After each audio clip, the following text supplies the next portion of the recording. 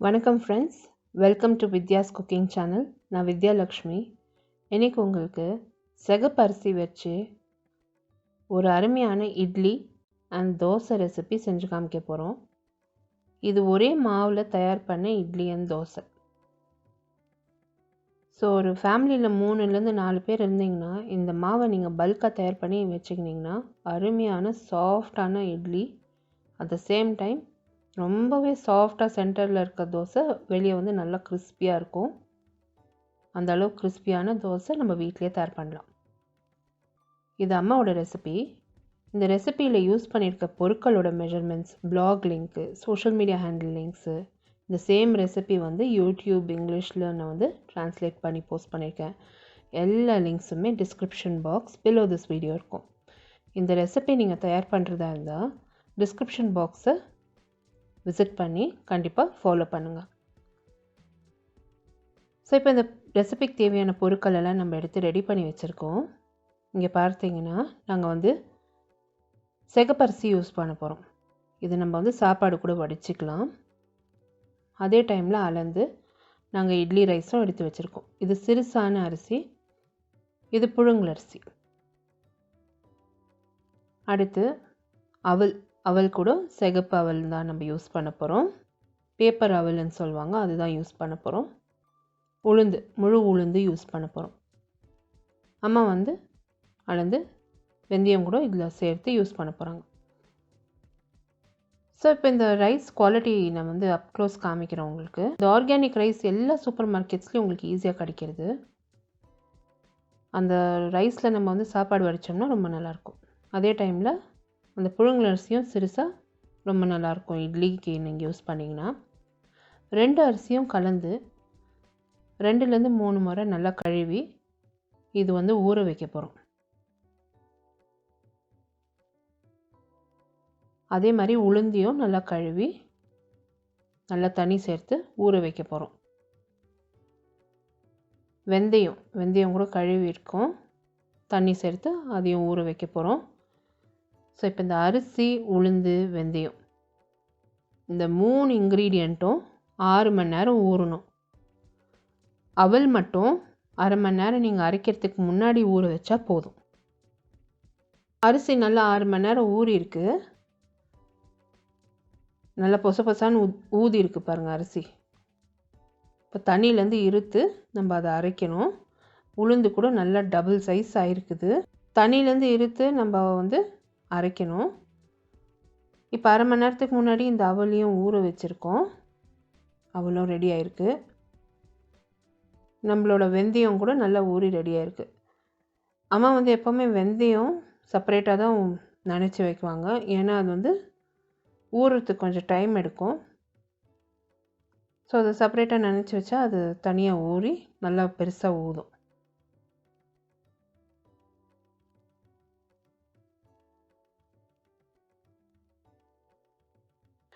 நம்ம கிரைண்டரில் எல்லா பொருட்களும் ஒன்றா சேர்த்து நல்லா மசியாக அரைச்சிட்ருக்கோம். தேவைப்படுற அளவுக்கு தண்ணி சேர்த்து அரைச்சிட்ருக்கோம். நம்ம எவ்வளோ தண்ணி யூஸ் பண்ணோம், எவ்வளோ மெஷர்மெண்ட்ஸு எல்லாமே description box below this video இருக்கும்.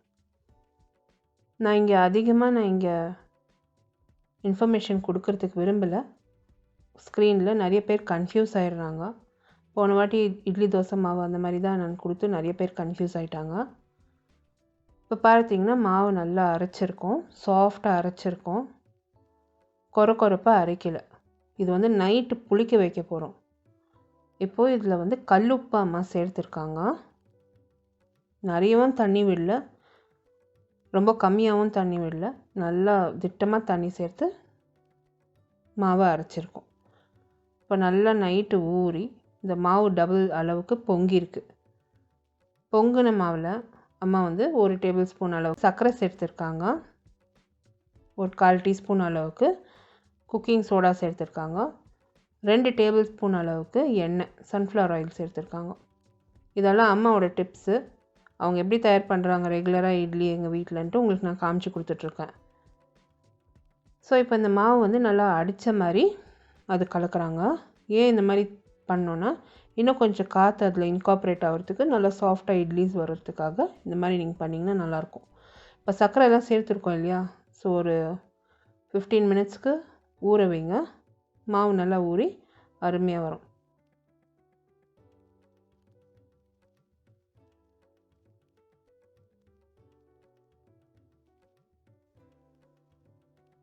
இப்போ பார்த்தீங்கன்னா நல்லா அருமையாக பொங்கியிருக்கு மாவு, பபிள்ஸ் வந்திருக்கு. க்ளோஸ்அப்பில் காமிச்சிட்ருக்கேன். அதே டைமில் மாவோட கன்சிஸ்டன்சியும் காமிக்கிறேன். இப்போது நல்லா திக்காக அரைச்சிருக்கோம், மசியாக அரைச்சிருக்கோம். மாவு 3 பேருக்கு ஈஸியாக ஒரு 3லேருந்து 4 ஈடு இட்லி வரும்.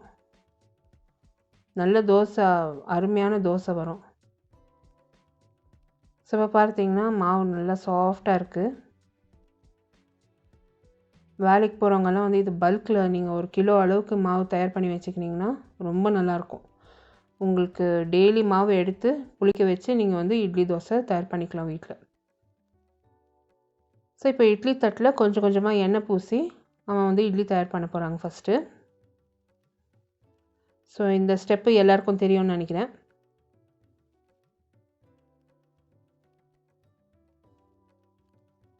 ஏற்கனவே நம்ம வந்து குக்கரை மேலே அடுப்பில் ஏற்றிருக்கோம். மிதமான தீயில் தண்ணி சேர்த்து அது ஆவி வர்றதுக்கு ரெடி பண்ணியிருக்கோம். இப்போ இந்த இட்லி வந்து தயார் பண்ணலாம். மாவு அடிச்சாப்பில் வந்து ஒரு முறையும் ஒரு கரண்டி எடுக்கும்போது அடித்து அந்த மாவை வந்து இட்லி தட்டில் சேர்த்துட்ருக்காங்க. ஸோ ரொம்ப நிறைய பேருக்கு இந்த டிப்ஸ் எல்லாம் தெரிஞ்சிருக்கோம். தெரியாதவங்களுக்கு நம்ம சொல்லி கொடுக்கணும். இப்போ பாருங்கள் இட்லி ஊற்றியாச்சு. இப்போ நம்ம அதை ஆவி கட்டணும். எதுக்கு இப்படின்னாக்கா, சம்டைம்ஸ் மேலே வந்து மாவு சாஃப்ட் மாவு இருக்கும், கீழே கெட்டி மாவு இருக்கும். கீழே ஃபுல்லாக கெட்டி மாவு ஆகிடும், மேலே வந்து சாஃப்ட் மாவு அப்படியே நின்றுட்டுருக்கும்.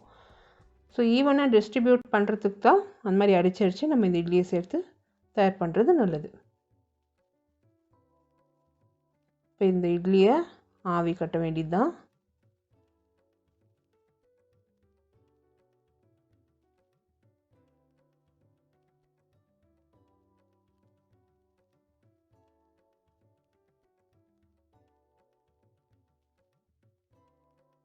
குக்கரில் வந்து நல்லா ஆவி ரெடி ஆகிருக்கு.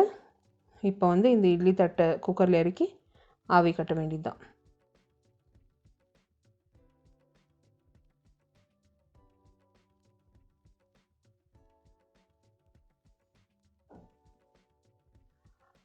ஒரு 10லேருந்து 15 நிமிஷத்துக்குள்ளே இந்த இட்லி வந்து நல்லா ரெடி ஆகிருக்கு.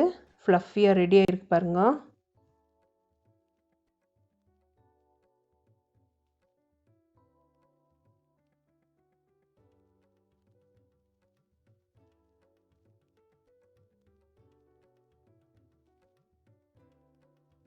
தோசையும் தயார் பண்ணி காமிச்சிடுவோம். ஸோ இட்லி அப்படியே சூடாகவே இருக்குது. இப்போ வந்து தோசை கல் நம்ம வந்து மிதமான தீயில் வச்சுருக்கோம். ஒரு அரை பீஸ் வெங்காயம் எடுத்து கொஞ்சமாக எண்ணெய் விட்டு நல்லா அந்த தோசை கல்லில் தேய்ச்சிருக்கோம். எதுக்கு இந்த மாதிரினா, அந்த தோசை நீங்கள் போட்டு தேய்ச்சி தோசை தயார் பண்ணுறப்போ அது நல்லா மனம் கூடும். அட் த சேம் டைம் நான்ஸ்டிக்காக நல்லா வரும்.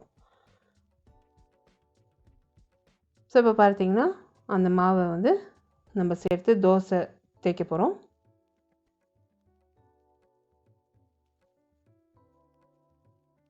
எவ்வளோ ஃப்ளஃபியாக இருக்குது பாருங்கள் மாவு.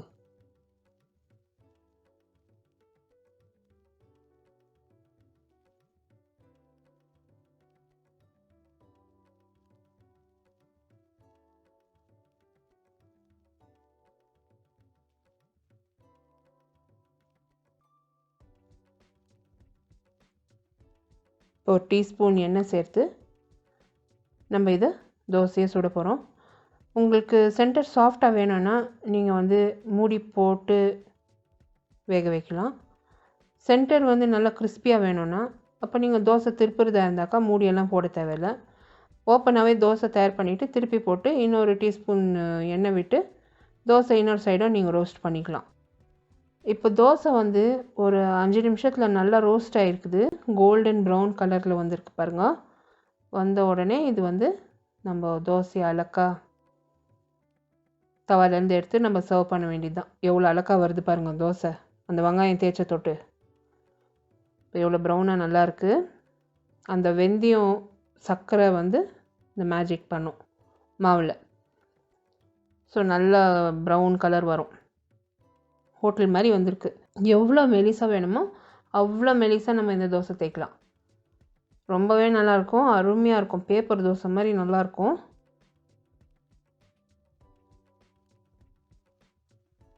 எனக்கு சென்டரில் வந்து சாஃப்டாக பிடிக்கும். ஸோ நிறையவும் எண்ணெய் கொள்ளாது இந்த தோசை இந்த மாதிரி நம்ம சாப்பிட்றது. திருப்பி போட்டாக்கா அது இன்னும் கொஞ்சம் ரோஸ்ட் பண்ணணும். ஸோ இப்போ பாருங்கள் எவ்வளோ அருமையாக வந்துக்குது ரெண்டாவது தோசை கூட.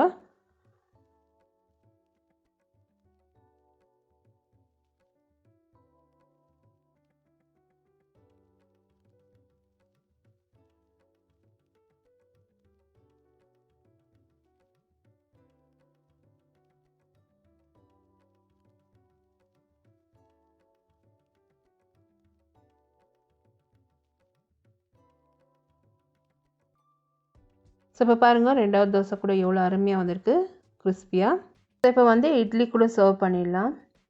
இட்லி நல்லா சூடாக இருக்குது. கொஞ்சமாக தண்ணி தெளித்து அம்மா வந்து ஸ்கூப் பண்ணி இந்த இட்லியை சர்வ் பண்ண போகிறாங்க.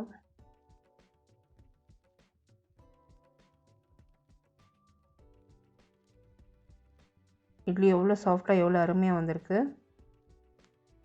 இது ஜஸ்ட்டு ஒரு தேங்காய் சட்னி பொடியோடு வச்சு நீங்கள் பரிமாறுங்க, அருமையாக இருக்கும். தோசையும் சென்டரில் சாஃப்டாக இருக்குது, வெளியே நல்லா கிறிஸ்பியாக இருக்குது. இந்த ரெசிபியில் யூஸ் பண்ணியிருக்க பொருட்களோட measurements along with my blog link, social media handle links. Same recipe is also posted in YouTube English. எல்லா லிங்க்ஸுமே description box below this video இருக்கும். ஸோ கண்டிப்பாக விசிட் பண்ணி இந்த ரெசிபியை ஃபாலோ பண்ணி ட்ரை பண்ணுங்கள். ரொம்ப அருமையான இட்லி அண்ட் தோசை ஒரே மாவு வச்சு நம்ம தயார் பண்ணியிருக்கோம். இந்த ரெசிபி வீடியோ நீங்கள் பார்த்து என்ஜாய் பண்ணிங்கன்னா எனக்கு ஒரு தம்ஸ் அப் கொடுத்து சப்ஸ்கிரைப் பண்ணுங்கள். அடுத்த புதிய ரெசிபியோட மறுபடியும் சந்திக்கும் வரை, this is Vidya Lakshmi. Thank you so much for வாட்சிங். பை.